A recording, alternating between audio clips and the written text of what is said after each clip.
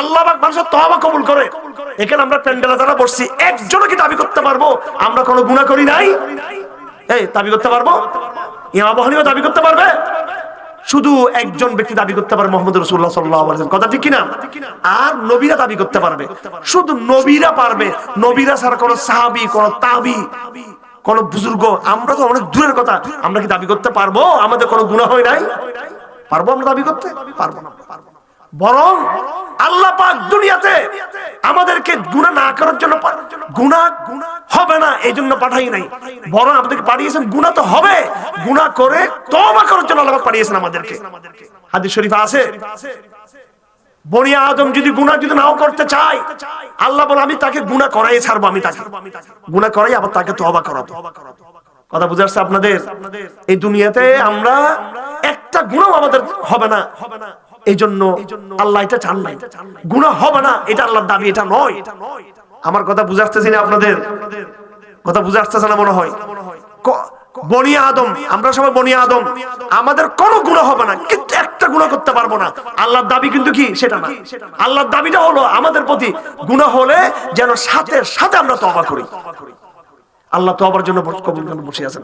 যাই হোক, যে ঘটনা বলতেছি এর জাল হাদিস, রমজান মাস আসার আগে এই হাদিস এটা বলা জরুরি। তো ওই লোক মারা গেল, জান্নাতের ফেরেশতা তাকে টানতেছে একদিকে, জাহান্নামের ফেরেশতা টানতেছে তাকে জাহান্নামের দিকে।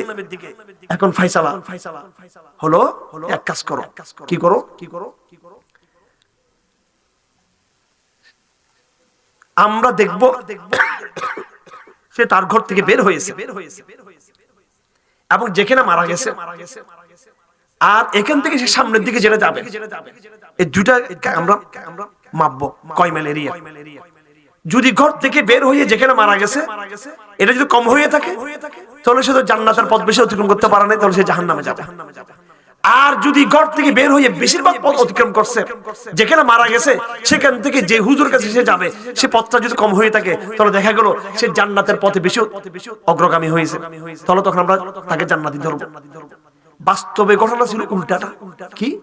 সে ঘর থেকে বের হয়ে যতটুকু গেছে এই জায়গাটা ছিল মাত্র কম, এবং যেখানে মারা গেছে সেখান থেকে ওই যেই জায়গা গিয়ে সে তওবা করবে ওই জায়গাটা অনেক লম্বা এখনো বাকি আছে, তার মানে জান্নাতের পথ এখনো বাকি আছে।